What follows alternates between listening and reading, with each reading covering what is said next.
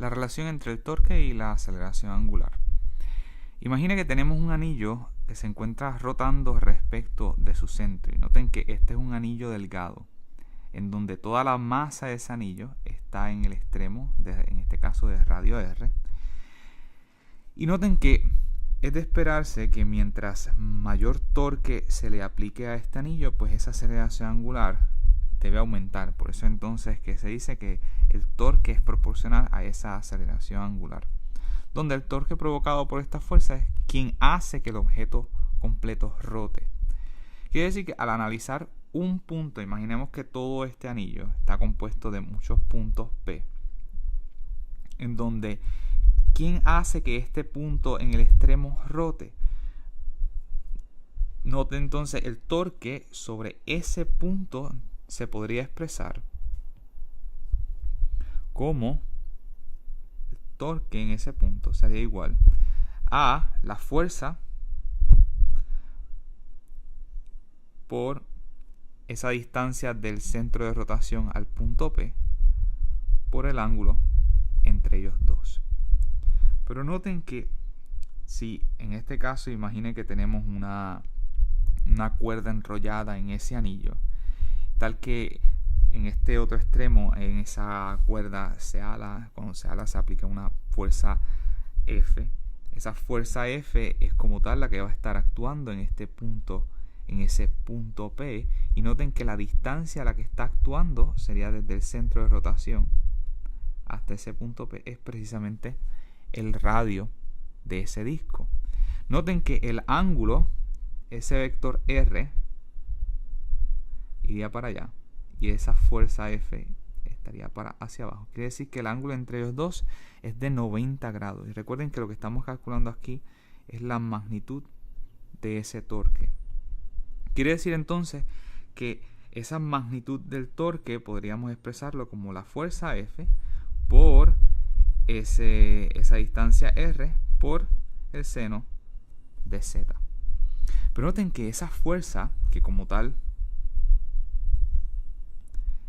es una fuerza tangencial, donde esa fuerza tangencial se puede escribir como la masa de ese punto P que se está moviendo por la aceleración, que en este caso es una aceleración tangencial.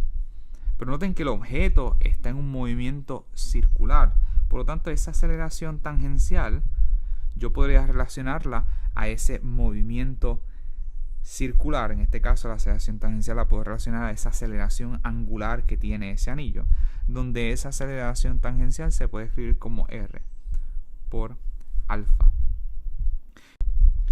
Quiere decir que esa relación del torque podría escribirse como la fuerza, que se puede escribir como esa masa por la aceleración tangencial, que se puede escribir como R por la aceleración angular, por esa distancia R por el seno de 90.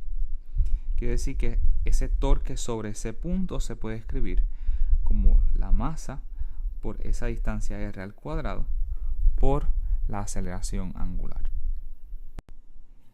Por lo tanto, el torque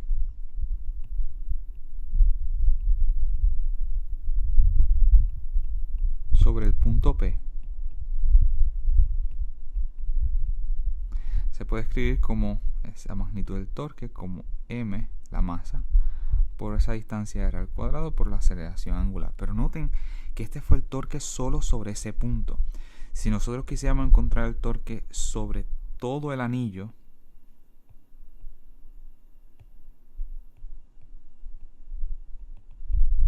eso quiere decir que tendríamos que sumar ese torque neto, sería la suma de todos los torques sobre cada uno de los puntos. Quiere decir que esto sería igual a la sumatoria de cada una de las masas por la distancia a la que está cada una de las masas por esa aceleración angular que tendría cada uno.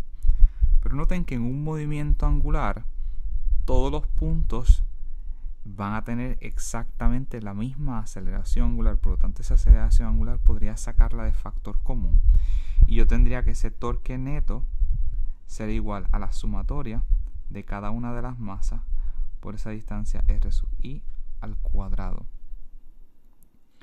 por esa aceleración angular.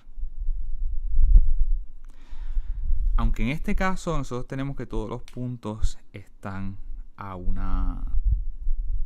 la misma distancia r, porque están dentro de un anillo, pero noten que esta cantidad que tenemos aquí tiene un nombre especial. Esa cantidad es la suma de cada una de las masas y la distancia a la que está esa masa respecto del centro de rotación. Y eso es precisamente lo que nosotros habíamos llamado como inercia rotacional. Quiere decir que en un caso general,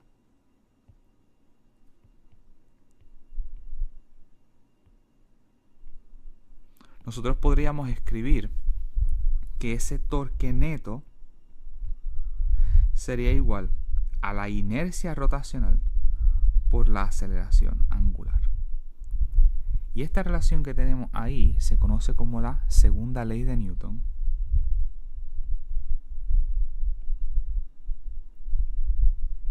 Para rotación.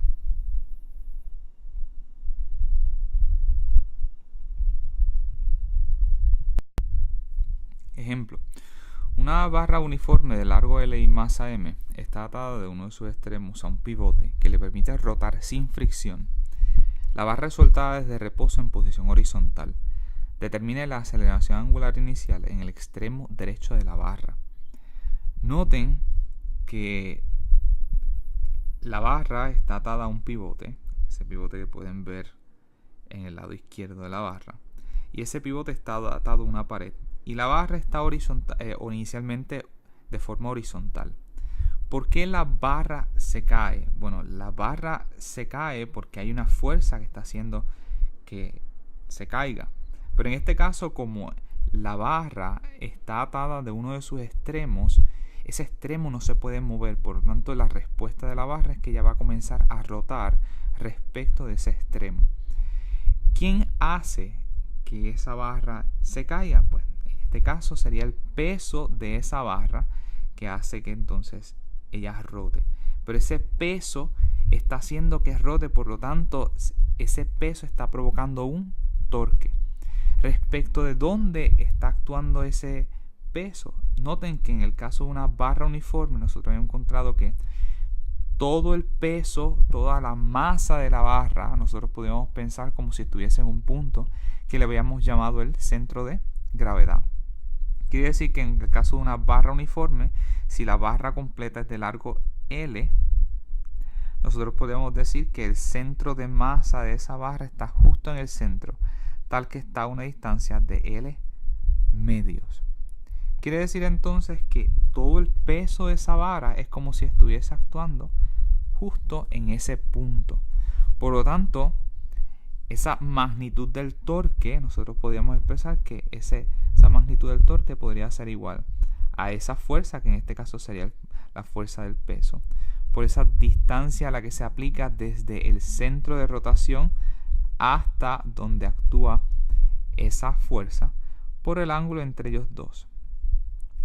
Bien, noten que esa fuerza del peso pues sería la masa de esa vara por la aceleración gravitacional, por esa distancia r que es igual a L sobre 2. Noten que es igual a L sobre 2 porque es la distancia desde el centro de rotación hasta donde está actuando esa fuerza, y esa fuerza está actuando justo en el medio de la barra, por lo tanto es igual a L medios.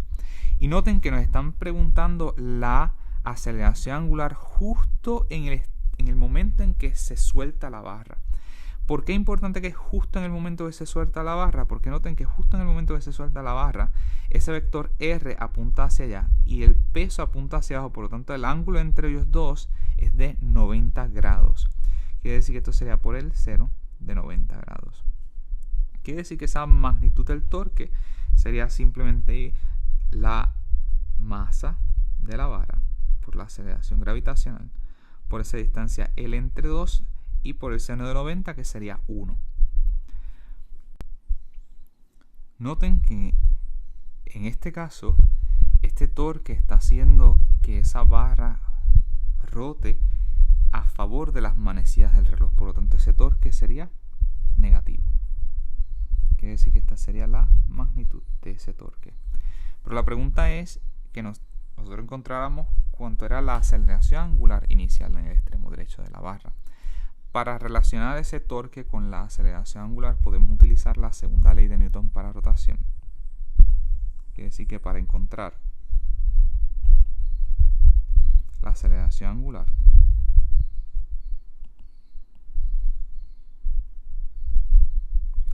esa magnitud del torque neto sería igual a la inercia rotacional por la aceleración angular. Tal que esa aceleración angular nosotros podríamos encontrarla como el torque neto entre la inercia rotacional. Quiere decir que ese torque neto acabamos de encontrar que era igual a negativo la masa de la barra por la aceleración gravitacional por L entre 2, dividido entre la inercia rotacional de una barra que está rotando respecto de una de las esquinas. Y noten que nosotros habíamos encontrado que esa inercia rotacional para una barra uniforme de largo L, cuando está rotando respecto del centro, esa inercia rotacional es igual a un 12avo de m por L cuadrado. En el caso de una barra que su eje de rotación cambia a uno de los extremos, podríamos utilizar el teorema de ejes paralelos, y nosotros probamos en la clase que eso era igual a un tercio de m por L al cuadrado. Por lo tanto, en este caso, esa inercia rotacional va a ser igual a un tercio de la masa de esa barra por el largo de esa barra al cuadrado. Simplificando, tenemos entonces que esa aceleración angular va a ser igual a negativo. Noten que tenemos división de fracciones, por lo tanto podemos multiplicar por el inverso de la fracción en el denominador. Tenemos entonces negativo mg por L entre 2 multiplicado por el inverso del denominador, que sería 3m L al cuadrado. Noten que el término de m se nos cancela. Hay un término de L, una de las L se nos cancela. Y terminamos con que esa aceleración angular es igual a negativo 3 medios g entre L.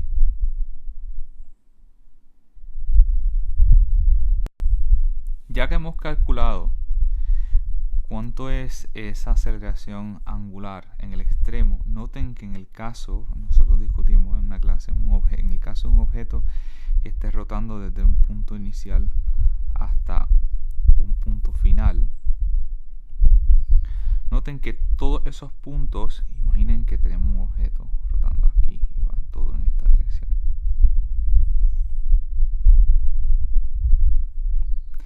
Todos los puntos, no importa si estamos en un punto en una distancia r menor o una distancia r mayor, todos estos puntos van a tener exactamente el mismo desplazamiento angular. Por lo tanto, si todos tienen el mismo desplazamiento angular, es de esperarse entonces que todos esos puntos, independientemente de la distancia a la que estén respecto del centro de rotación, van a tener la misma velocidad angular promedio, porque noten que la velocidad angular promedio es cuánto es ese desplazamiento angular en el tiempo que él toma, y todos van a estar desde ese punto inicial hasta este punto final en el mismo tiempo. Por lo tanto, si todos tienen la misma velocidad angular, todos van a tener la misma aceleración angular. Sin embargo, algo tiene que cambiar. Ese algo que cambia es que noten que mientras más lejano esté ese punto respecto del centro de rotación, la distancia que tiene que recorrer el objeto va a ser mayor. Quiere decir que lo que va a cambiar como tal va a ser tres cosas. En términos de la distancia, ese arco se había definido como cuánto era r por z. Quiere decir que mientras más lejano esté el objeto, el arco que tiene que recorrer va a ser mayor. De la misma forma, si el objeto está más lejano, esa velocidad lineal con la que él va a tener que moverse tiene que ser mayor, porque esa velocidad lineal va a ser igual a cuánto es esa distancia r por esa velocidad angular. Y la aceleración tangencial tiene que ser mayor, porque esa aceleración tangencial es la distancia por esa aceleración angular. Quiere decir entonces que para determinar esa aceleración lineal, que será la aceleración tangencial, esa aceleración tangencial en el extremo de la barra va a ser igual a esa distancia r. Noten que r va desde el centro de rotación hasta donde se encuentra el objeto. En este caso, noten, si estamos analizando el extremo de la barra, esa distancia r va desde el centro de rotación hasta el extremo de la barra, y esa distancia es L. Por lo tanto, esto va a ser igual a r por la aceleración angular, que será igual a esa distancia r, que es L, por la aceleración angular que nosotros encontramos que era negativo 3 medios de g entre L. Quiere decir que esa aceleración tangencial va a ser igual a negativo. Noten que L y L se nos cancelan. Por lo tanto, sería igual a negativo 3 medios de g. Noten algo curioso en este resultado. 3 medios. 3 medios, eso es 1.5. Quiere decir que esa aceleración tangencial en el extremo de la barra es mayor a la aceleración gravitacional. Y usted lo puede corroborar experimentalmente. Sin embargo, noten lo que pasaría si en vez de estar en el extremo de la barra, esa aceleración tangencial en el medio de la barra.